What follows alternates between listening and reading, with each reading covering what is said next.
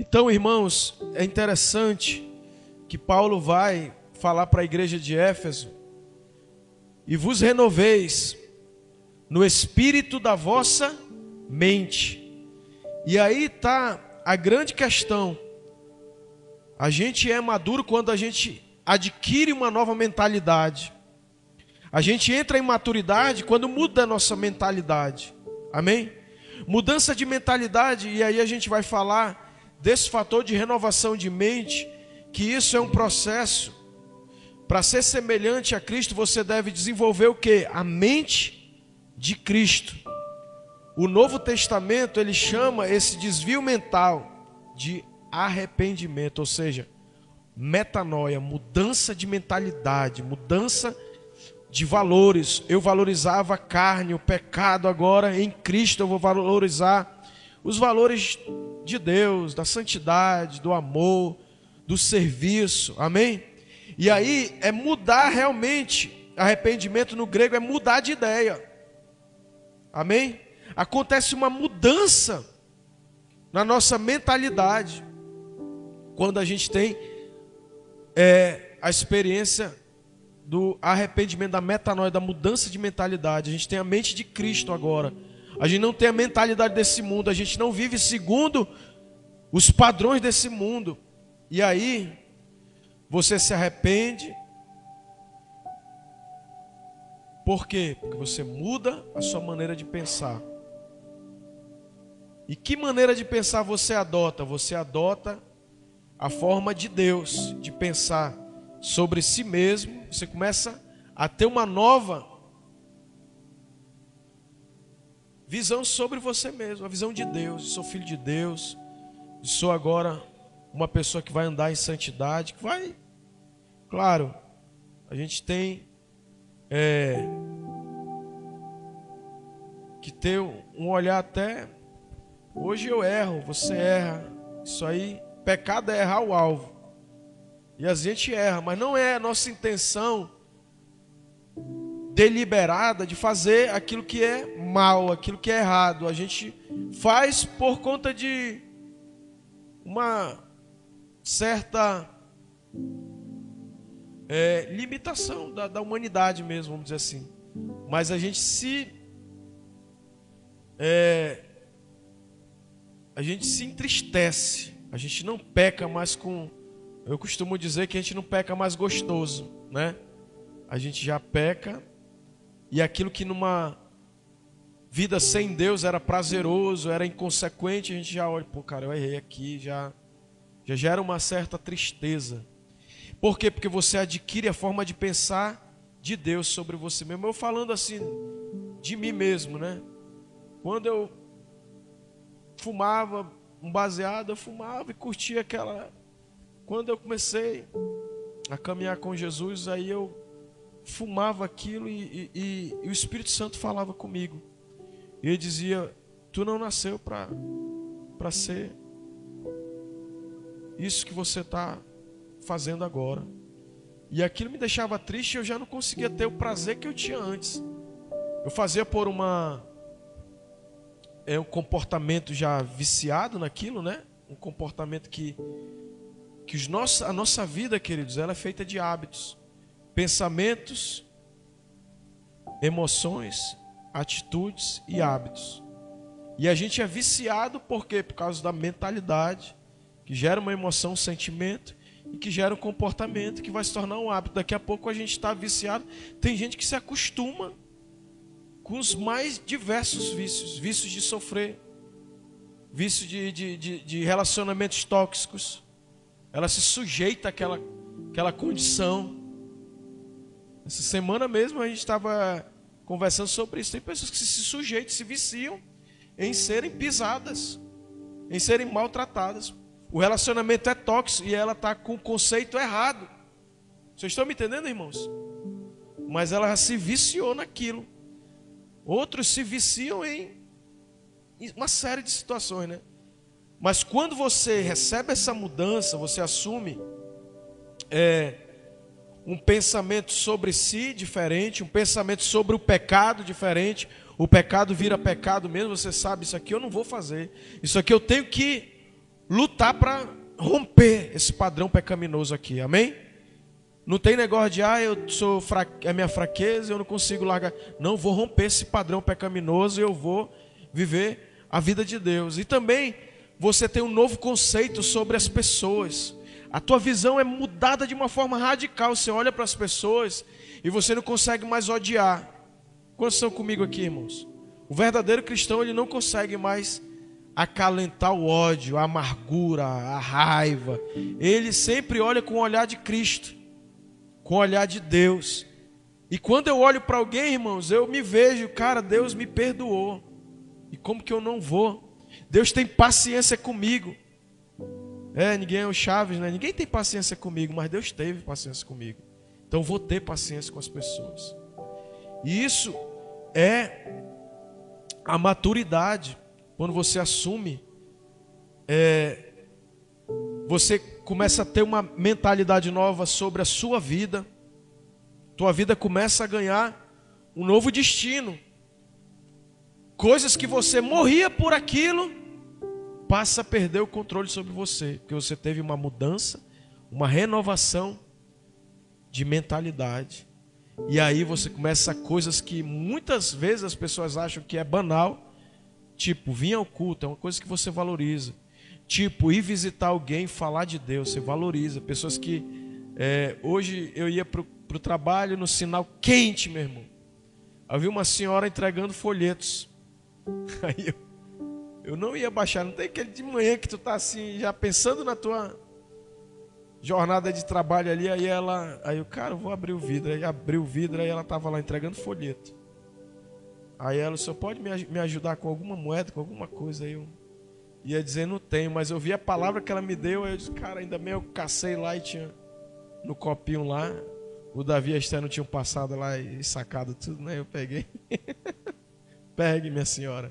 Mas você começa a ter uma nova mentalidade sobre Deus. Você começa a desenvolver verdadeiramente o relacionamento com Deus, amém? E você começa a olhar para a tua vida com o futuro. E tudo que você for fazer é afetado por essa nova mentalidade de Cristo, amém? Olha só, irmãos. A Bíblia diz lá, coloca aí, por gentileza, Filipenses 2:5. Você assume a perspectiva e o enfoque de Cristo. Você recebe essa palavra aí de Filipenses 2:5. De sorte que haja em vós o mesmo sentimento que houve em Cristo. Amém? Coloca na revista atualizada aí, na RA, se puder, por gentileza. Que vocês tenham o mesmo sentimento, ou seja, mesma emoção, o mesmo pensamento de Cristo, que haja em vós. Isso, tende em vós o mesmo sentimento que houve também em Cristo.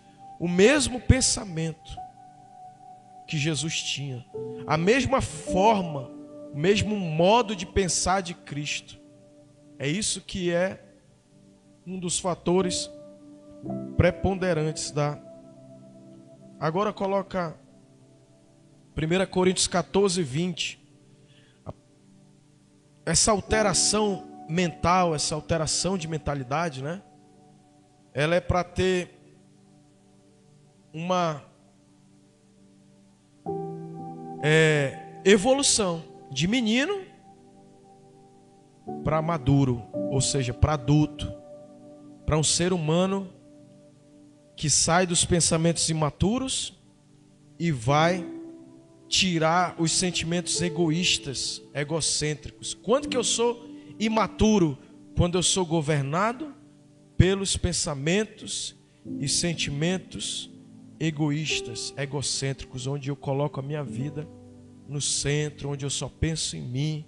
Quantos estão me entendendo, irmãos? Isso é o sentimento de uma criança, que ela é destinatária dos cuidados. Ela não consegue cuidar de ninguém, porque ela é egoísta, ela só quer comer, ela quer tudo na boquinha dela. Vocês estão me entendendo, irmãos? E aí, Paulo está dizendo aí, 1 Coríntios 14:20, irmãos, não sejais meninos no juízo, na malícia sim, sede crianças. Quanto ao juízo, sede homens amadurecidos. O que Paulo está falando aí? Ó? Você mantenha a pureza de uma criança. Criança tem pureza, uma certa pureza, né? Uma certa ingenuidade. Isso mantenha. Agora, quanto ao juízo, você tem que ser uma pessoa adulta. Os bebês, eles são caracterizados pelo egoísmo. Quando você toma atitudes, e as tuas atitudes ou as minhas atitudes, elas estão fundamentadas no egoísmo, eu estou tendo a atitude de bebê. Não é assim? O bebê não tem que todo mundo cuidar dele? Não é isso que acontece? É o reizinho da casa, tem que carregar ele no colo, tem que dar o leitinho na boca. Isso é coisa de menino. Então os bebês, eles têm essa natureza egoísta, eles só pensam em si mesmos e em suas necessidades. Eles são incapazes de dar. Isso é característica de um cristão bebê, imaturo. Ele não tem como dar, ele só pensa em receber. Ele só consegue receber. Isso é uma forma imatura de pensar. Infelizmente, muitas pessoas nunca crescem além desse tipo de pensamento. A Bíblia diz que o pensamento egoísta é fonte de comportamento pecaminoso. Lá, Romanos 8,5 vai falar que aquele que vive segundo o próprio ego pecaminoso, ou segundo a carne, segundo a sua própria vontade, segundo os seus próprios desejos, ele vai ser caracterizado por esse ego pecaminoso. Eu só faço o que eu quero, o que eu desejo. A vida madura, cristã, ela é idêntica à vida adulta. É física. É a hora onde a gente vai se doar. A vida consiste em se doar, em cuidar. Amém, queridos? Olha aí, Romanos 8,5. Porque os que se inclinam para a carne cogitam das coisas da carne, mas os que se inclinam para o Espírito, das coisas do Espírito. Ou seja, quando eu vou fazer a vontade de Deus, e a vontade de Deus sempre vai implicar, irmãos, em servir e beneficiar e abençoar pessoas. Abençoar pessoas é cuidar de pessoas, irmãos. O termo mais claro. Como é que você é um cristão? Aí eu ando na carne. E cristão carnal é o cristão imaturo, que ele é centrado naquilo que ele quer, no desejo dele, na própria cobiça dele. E o cristão espiritual é aquele que está centrado na vontade de Deus, que é de ele cuidar. Aí fala no cenário completo, é cuidar da minha família biológica, né, do meu casamento, cuidar dos meus filhos. Trabalhar para quê? Para cuidar. Não é isso? É eu exercer meu ministério na igreja. Trabalhar para quê? Para ajudar a cuidar dos filhos de Deus. E aí a igreja começa a ter uma revolução de maturidade. E Paulo vai falando sobre isso. Essa mudança, ela deve levar a gente a começar a ter pensamentos maduros. E quais são esses pensamentos maduros? O que é eu, pastor, andar com pensamento maduro? Quando você começa a pensar com pensamentos maduros, o teu pensamento se concentra nos outros. Você não está muito aí para as tuas próprias necessidades. Você vai andar acima das tuas próprias necessidades. Amém, meus irmãos? E isso quer dizer o quê? Que tem muita gente que só está olhando para o seu próprio umbigo. Paulo fala sobre isso, né? No umbigo no sentido da necessidade. Eu falei aqui, né? Você não está nessa terra para se servir, para servir a si próprio, para só comer, não. Você tem que dar de comer. Meu Deus, agora eu tenho que comer tudo aqui. Não. Você está, claro, você vai se alimentar naturalmente. Você tem que se preocupar em alimentar alguém, cuidar disso. E eu falo isso no sentido de casa, de ajudar na sua casa, amém? De ser uma pessoa colaborativa na sua casa. Ah, pastor, eu quero ser colaborativo na sua casa, colaborativo no seu trabalho, colaborativo na igreja. Isso é atitude de alguém maduro. Não é alguém que dá trabalho. O que acontece? Muitas vezes a família está patinando porque é um se batendo e 10 só. Eu quero isso, eu quero isso. Na igreja é da mesma forma. É um se batendo, cuidando, e 10 não. Aí tá. Vocês estão me entendendo, irmãos? Não é isso que acontece?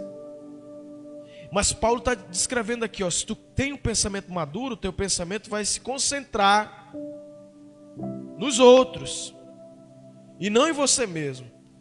Em seu capítulo ali do verdadeiro amor, Paulo vai falar sobre essa questão da marca da maturidade. Quando eu era menino, falava como menino, sentia como menino, pensava como menino. Quando cheguei a ser homem, desisti das coisas próprias de menino. O que Paulo está querendo dizer aí, queridos? Paulo está falando aí, ó. Quando eu era menino, eu sentia, eu pensava como menino. Mas agora, eu abandonei as coisas de menino e fiz o quê? Desisti das coisas de menino e virei homem. E agora eu sou responsável. Maduro é aquele que cuida. Homem é aquele que ele cuida. Em que sentido? Ele é protetor, ele guarda, ele protege, né? A masculinidade, e isso fala de maturidade, não só da masculinidade, ele protege, ele é guardião. O adulto, que Paulo está falando aí no sentido da maturidade, ele é alguém que provê, ele é alguém que sustenta, ele é alguém que alimenta. Vocês estão comigo, irmãos? E ele é alguém que faz o que, irmãos? Que mima os bebezinhos, não. Ele é aquele que promove. Ele é aquele que levanta outros adultos, outras pessoas que vão assumir seus papéis. Na sua individualidade, na sua responsabilidade, ele vai projetar outras pessoas. Isso é a marca da maturidade. Ele não vai ficar mimando ninguém. Ele vai, pelo contrário, ele vai potencializar, ele vai elevar as pessoas, e ele vai empoderar, enviar pessoas para novas. É assim a família, não é isso? Pá, o cara pega no bebezinho aqui, alimenta, cuida, cresce, dá uma certa ali educação, princípios, valores, educa, e depois vai para exercer uma atividade econômica e daqui a pouco envia outra família, não é assim? No ministério é assim mesmo. Eu cheguei bebezinho, dava muito trabalho pro titio pai lá me cuidar. Daqui a pouco eu já estava dando trabalho pro diabo, meu irmão. Eu vou trazendo gente, trazendo novos filhos para Deus, amém? E agora eu estou cuidando de outros para Deus. E isso não é a competência de um ser humano, isso é a estatura de homem, de maturidade, de maduro. Hoje muitas pessoas presumem que a maturidade espiritual é medida pela quantidade de informação bíblica e de doutrinas que conhece. E isso não tem nada a ver, irmãos.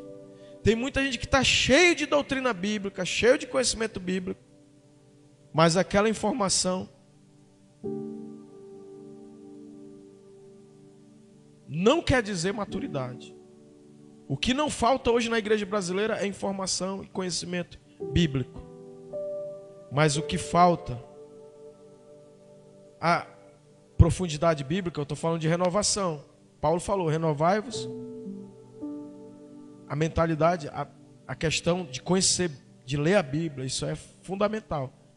Mas não é sobre ficar 10 anos ouvindo, 20 anos ouvindo a palavra. Não é sobre isso. O conhecimento é uma parcela da maturidade, o conhecimento bíblico. Mas não é a história toda. Eu vou ler a Bíblia, vou ser maduro. A vida cristã é muito mais do que credos religiosos e convicções religiosas. Ela inclui conduta e caráter. Nossos atos devem ser coerentes com a nossa fé. Nossa crença deve ser respaldada por um comportamento cristão, amém? Se é um comportamento egoísta, né, centrado em mim mesmo, ele não é um comportamento de Cristo. Mas se é um comportamento de olhar para o próximo, de cuidar. Cristianismo não é uma religião, não é uma filosofia, mas é um relacionamento e um estilo de vida de Deus. Amém? Eu tenho que ter um relacionamento com Cristo e andar como Cristo andou, nos valores do reino. A essência desse estilo de vida, como Jesus, é pensar nos outros. E hoje a gente vê uma igreja que está para trás. E isso, queridos, gera uma deficiência em qualquer área da vida. Outro dia eu estava vendo algo sobre família. Família, irmão. Nós nascemos para isso, para cuidar mesmo, para se doar mesmo.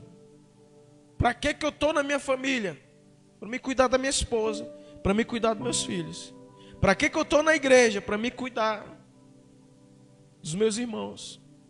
Para que eu estou naquela atividade econômica? Aí vai trabalho CLT, trabalho de empreendedorismo, de profissional liberal, no comércio, no serviço público. Você está lá para cuidar de pessoas. Essa é a grande questão. Amadurecer esse ponto. Eu não estou aqui para... Claro, é uma bênção de Deus, que Deus levanta pessoas. Quando você é o instrumento de Deus, Deus sempre vai levantar pessoas. E eu sou prova disso, e você também, com toda certeza, que cuida, que abençoa pessoas. Você sabe do que eu estou falando, que Deus levanta pessoas para nos abençoar também. É ou não é verdade, queridos? Deus levanta pessoas. Mas eu não estou numa expectativa de que alguém vai cuidar de mim. Quantos estão me entendendo, irmãos? Eu não gero essa expectativa, alguém vai me beneficiar. Eu lembro quando eu comecei na minha vida, né? Eu nunca tinha trabalhado. Aí eu trabalhei muito para Deus. Dos 16 anos até 24 anos eu trabalhei muito para Deus. E Deus sempre cuidou de mim, até hoje. 42 anos eu trabalho para Deus. E Deus sempre tem cuidado de mim.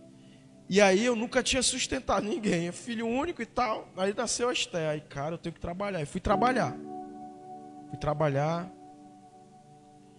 E aí depois veio o Davi. E eu fui trabalhar para cuidar deles. E a minha dimensão de milindre, de fragilidade, de sensibilidade, ela foi diluída, porque eu era muito melindroso, muito frágil, qualquer coisa me abalava. Mas eu ganhei uma tenacidade, uma fibra, uma força, que eu sabia que tinha uma bebezinha lá me esperando. Eu até dizia, tem uns pintinhos lá em casa que estão de boquinha aberta.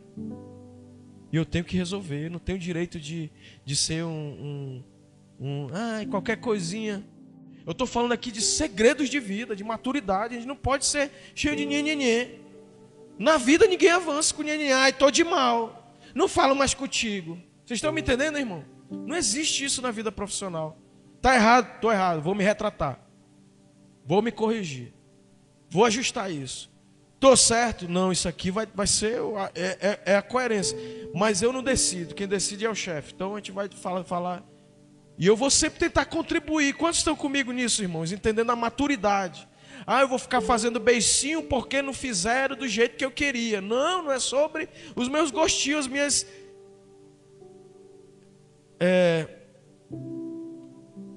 as minhas... Tem um termozinho que eu costumo falar sobre as minhas preferências. Adulto não vive das suas preferências. Vocês estão comigo, irmãos?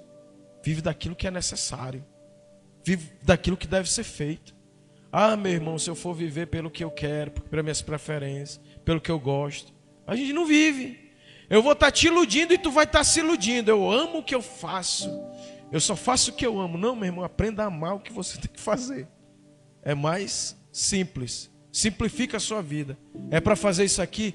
Então, eu não gosto. Não, meu irmão, agora eu vou aprender a amar isso aqui. Porque tudo na vida é passageiro, irmãos. Tudo na vida é momento. E é outra coisa que a maturidade leva a gente a entender. A gente vive de fase. Por isso que eu amo, me dou, me dedico a tudo que eu vou fazer, às pessoas que eu interajo, porque todo mundo passa. Amém? E eu digo para os meus filhos, vai passar. Aí a Esther estava lá no Instituto Batista Sara, era criancinha. Aí eu já dizia para ela, minha filha, aí ela gostava de fazer as amizades, daqui a pouco acabou essa fase. Fica amizade, fica ou não fica? Você 10 anos depois tu vê, tem aquela conexão. Mas acabou. Aí foi para outra escola, aí daqui a pouco cheio de amiga. Aí ela, pai, eu vou ter que mudar de escola, mudar de sala, né? Quando muda de sala já muda tudo, né? Aí eu disse, minha filha, eu vou logo te dar o beabá, que ninguém me explicou isso. Eu aprendi depois de muito sofrer, que eu era muito apegado e muito carente, sabe? Ninguém deve ser carente de nada. A gente deve amar, tratar bem, cuidar, valorizar, porque a gente, agora ele não é mais meu amigo, está longe de mim. Por isso que eu valorizo cada amigo meu, queridos. Cada irmão eu valorizo. Trato da melhor forma, como rei. Porque eu não sei quanto tempo a gente vai estar pertinho, né? Daqui a pouco, pá. A vida é um eterno, que foi, já não é, daqui a pouco. Mas aí, voltando para a palavra, relacionamento é a essência desse estilo de vida, como Jesus disse. Como que eu vivo uma vida madura? Olha o que Jesus fala, irmãos. Coloca aí, meus irmãos, Romanos 15, 2 e 3. Olha esse texto, irmãos. Olha o sentido da maturidade. E se você aprender isso, como eu custei aprender, eu estou falando de coisas aqui que são... A gente não quer, a gente quer ficar na criancice. A gente quer ficar naquela fase de menino. A gente, não, eu tenho que ser ouvido, alguém tem que se importar com o meu sofrimento, alguém tem que se importar com a minha dor. E a grande verdade da vida, irmãos, que cada um tem a sua dor. Cada um tem as suas dificuldades. É ou não é verdade isso, irmãos? Mas Paulo traz essa mentalidade de Cristo quando ele diz, olha, portanto cada um de nós agrade ao próximo no que é bom para edificação. Só aí já dá esse ditame, esses padrões. O que eu tenho que falar? Agradar as pessoas. Ah, pastor, o que é isso? É maturidade. Isso é coisa boa. Na edificação, não é agradar. Pô, vou me agradar porque o cara está lascado.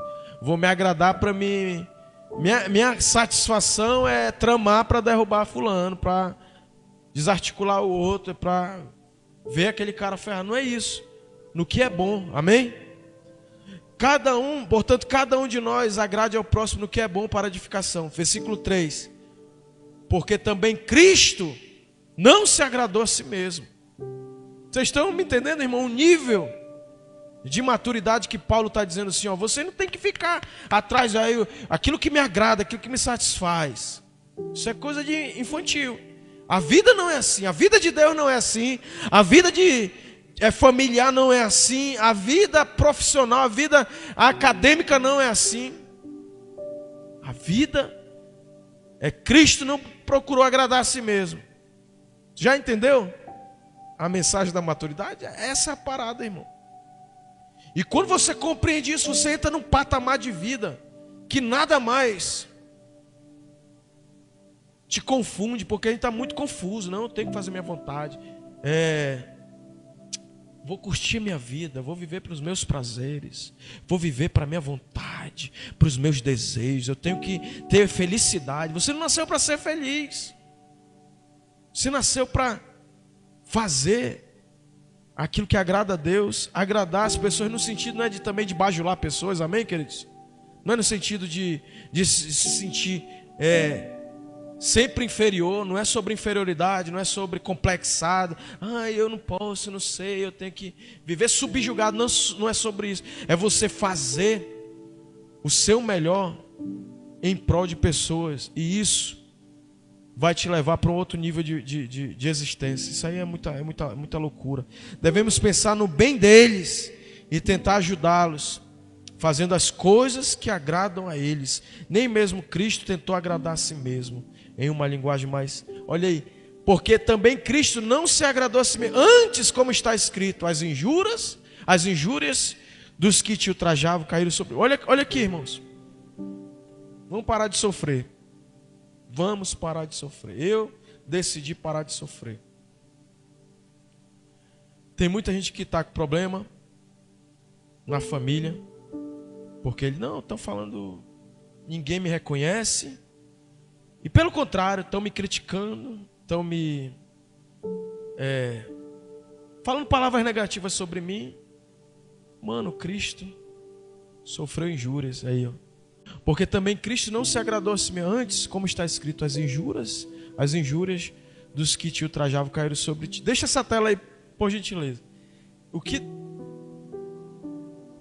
Paulo está falando aí sobre essa questão da maturidade. Se tu vai conversar com qualquer casal, com qualquer crise familiar, está instalado aí, estou sendo incompreendido, estou sendo... Meu irmão, não procura ser compreendido. Às vezes você vai ali educar seu filho, ele não vai ficar mordido contigo. É ou não é? Meu irmão, tu tem que fazer isso, cara. Mas tu está agradando ele. Daqui a pouco vai a vida, vai levar e ele vai dizer: esse meu pai era o cara. Às vezes até o pai já foi embora, mas pô, bicho, meu pai era o cara, minha mãe era. Vai ficar mordido. Às vezes no casamento tu não vai ser apreciado, pelo contrário, tu vai ser criticado. Eu digo que a oposição tá dentro do casamento. Falando a verdade na lata toda hora. Eu não sei, meu casamento, às vezes eu vou ouvir a Cris e ela vem pá, e eu fico só. Se eu ficar, ai, porque ela tá falando isso comigo, não sei o que isso comigo. Meu irmão, tu é homem, amém? Ai, porque eu tô ofendidinho agora. E eu tô falando, irmão, não me interprete mal. Eu já fiquei muitas vezes crise no casamento porque eu me senti ofendido, injuriado, sabe? E isso vai continuar se eu não amadurecer. Cristo não agradou a si mesmo, pelo contrário, ele foi injuriado.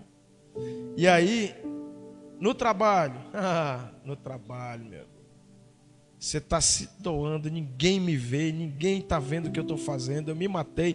Tu chega lá com o teu chefe imediato, tu fez o teu melhor, tu bota lá, ele até solicitou o trabalho, ele bota de escanteio, parece que tu não fez, parece que tu fez algo inútil, que já mudou a perspectiva do trabalho. E aí tu vai ficar morrendo lá. Não adianta. Tu já tem que não. E aí, qual é a outra missão, meu chefe? Tá me entendendo, irmãos? Eu estou te dando uma visão de maturidade bíblica. Jesus não se agradou, está ali. Porque também Cristo não se agradou a si mesmo. Antes, como está escrito, as injúrias dos que te ultrajavam. Eu não sou reconhecido. Ninguém vê meu trabalho. Ninguém me olha. No meu irmão, esquece isso. Se te reconhecerem, é legal. A gente, como ser humano, como tem uma alma, a gente se sente bem. Parabéns. Gostei do teu trabalho. Você está com bom desempenho. Beleza, mas não fique pensando em se mover por isso. Amém, meus irmãos? Na tua família, faz o bem, faz o teu melhor.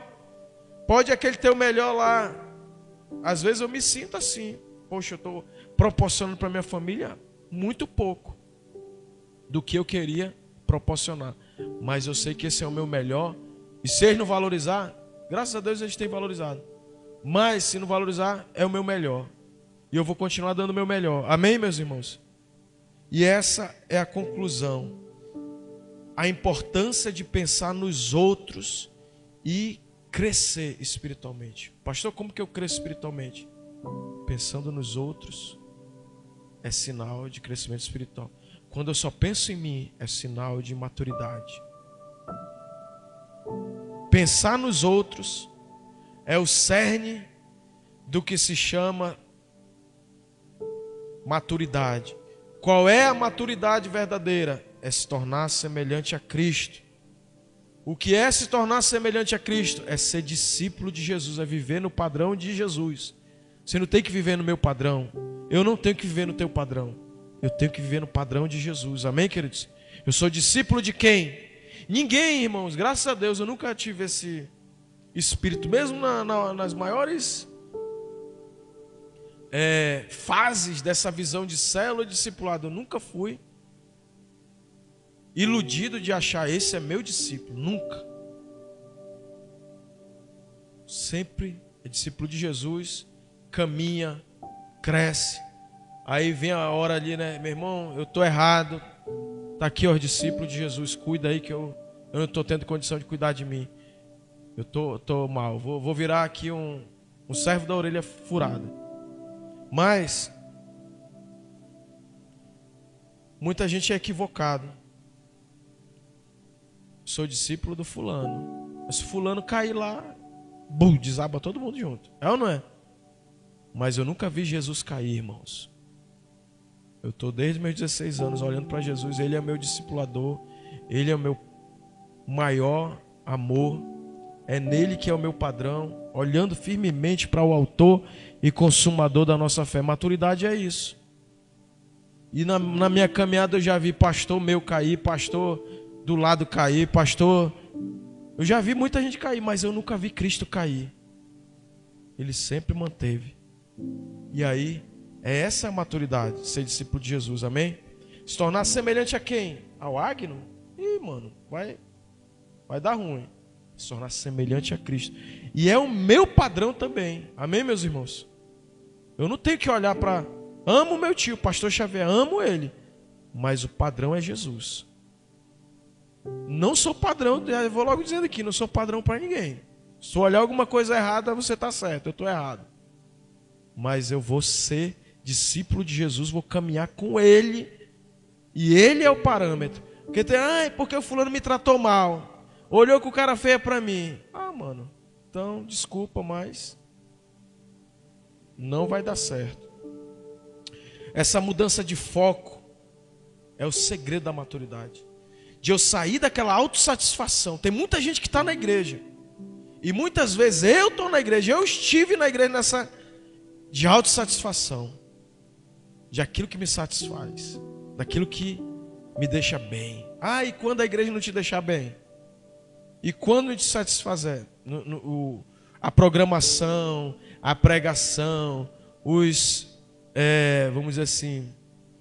Os movimentos da igreja não te satisfizer.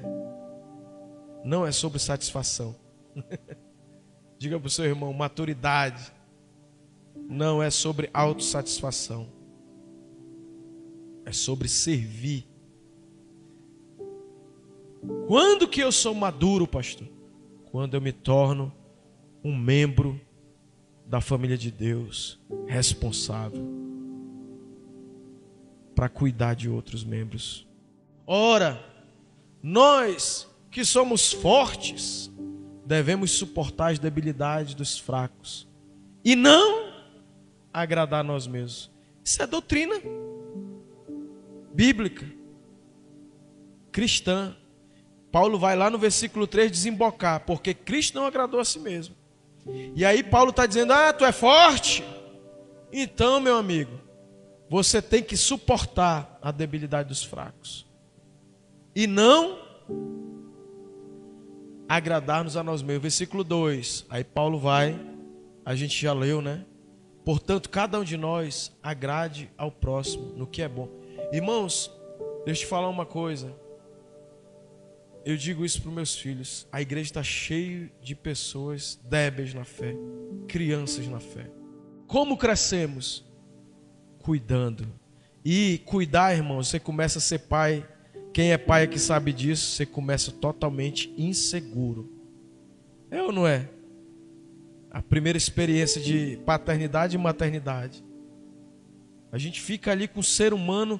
Ou você vira um outro ser humano, ou você não tem muita perspectiva de ser um humano humanizado, né? Ou você é um cara desumano. Porque tem um ser humano. Agora, a Esté eu peguei. Caramba, isso aqui está na minha mão, cara. Deus me deu esse ser humaninho aqui. Então eu vou ter que ser forte e cuidar dela. Aí veio o Davi de novo, magrelinho. A Esté era gordinha. O Davi era só a titelazinha magrela. Pegava ele. E assim é na vida espiritual, irmãos. Se Deus colocar alguém perto de você, imaturo, bebezinho, você é forte, cuide dele. E aí daqui a pouco a gente vai ver, irmãos, o reino de Deus sendo expandido. A igreja do Evangelho Vivo é um lugar de transformação, é um lugar de inspiração para líderes maduros que vão influenciar, que vão cuidar, que vão ser responsáveis. E nosso último estágio da nossa visão é a expansão do reino de Deus. É mais filhos de Deus fazendo a diferença. Só dá para ter unidade se tivermos esse desenvolvimento de um discípulo maduro de Deus, amém? De que eu não vou ficar olhando só para mim. Ah, é porque me magoou, porque me feriu, porque não fez o que eu queria, não faz da forma que eu penso. Não, aí nunca a família vai se desenvolver, vai prosperar. Mas Deus está levantando na igreja do Evangelho Vivo pessoas que têm maturidade espiritual, pessoas que valorizam a família, que vão ser pessoas responsáveis, que vão cuidar. Ah, pastor, eu ainda sou muito criança. Eu também, às vezes, me sinto menino, me sinto criança. Mas eu tenho buscado desenvolver maturidade diariamente. É decisão. Ou eu vou ter atitudes de menino, pensar como menino, viver como menino, ou eu vou abandonar as coisas de menino e vou ser uma pessoa madura e vou ter uma vida de um significado maior do que eu mesmo, amém? Não é que eu tenha uma vida sem dores, sem dilemas individuais. Eu tenho meus dilemas, minhas feiuras, meu momento de criança. A Esther, que sempre fala, meus pais são 2 adolescentes. Porque tudo é uma questão de maturidade. Aí eu tenho que desenvolver. Na hora que dá para brincar, eu brinco.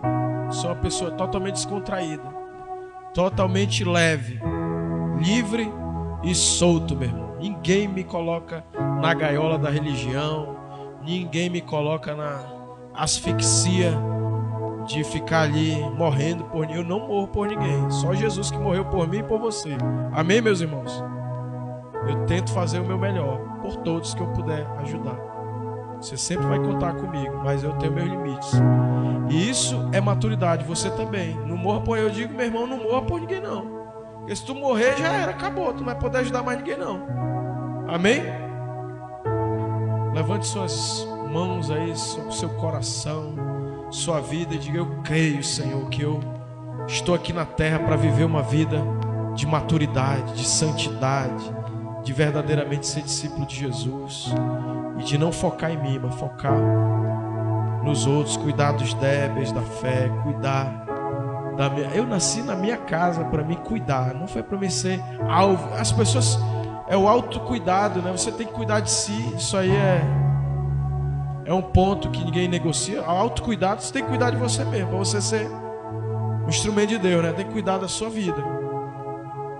Mas você não pode ficar milindrado. Aí alguém vai cuidar de mim, não. Eu tenho o autocuidado, eu cuido dela. Diga assim: eu me cuido. E eu vou ajudar pessoas no maior nível possível que eu tiver. Agora, às vezes me ajuda é uma oração. Às vezes até mais do que, às vezes tu quer dar alguma... Tem muita gente vivendo aquele assistencialismo, né? Pessoas que... Brasil, a política dominadora é essa, né? Do assistencialismo. Não sai desse nível não, fica aí na minha mão. Isso é demoníaco. A tirania nasce disso. Não estou falando disso, amém, queridos? Estou falando de você desenvolver pessoas e às vezes dar o peixe não é maturidade, é dar o anzol. É meu irmão? Vamos trabalhar. Ninguém na vida está aqui à toa. Deus te colocou aqui para você desempenhar uma tarefa de contribuir. E contribuir no sentido de servir. No teu trabalho você está servindo a Deus, amém? No ministério você está servindo a pessoas e a Deus. Em qualquer ambiente. E eu falo assim com uma veemência porque essa é a minha visão bíblica. Desde sempre. Às vezes, porque eu estou aqui, ninguém me vê. Mas Deus meu irmão, mas é isso mesmo. Tu está aí para servir. E é isso aí. Aprende logo que dói menos. Eu me casei para mim ser feliz. Não, mano, tu casou para fazer alguém ter uma vida menos difícil, fazer alguém feliz. Um dia o pastor Aldo disse para mim: Agno, você não casou para fazer a Clícia feliz. Aí eu endoidei, porque eu ouvia isso desde minha infância espiritual. Ou seja, cara, não, todo casamento era pregação. Você não vai casar para ser feliz, você vai casar para fazer o seu cônjuge feliz. Aí ele diz: você não tem condição, Agnes, de fazer a Clícia feliz. Aí eu fui mudando meu paradigma, hein? Só Deus pode fazer alguém feliz. Amém, meus irmãos? E aí eu mudei e meu casamento se ajustou. Eu vou fazer a minha parte de fazer a Clícia viver uma vida menos difícil possível, porque viver é difícil, irmão. Acordar cedo não é legal. Quem acorda cedo, irmão, assim já animado, ele é um ser humano assim. Trabalhar pode ser o trabalho mais leve do mundo. É só de ser trabalho, tu já é migué. Não, E aí, queridos, a vida é sobre abençoar, cuidar.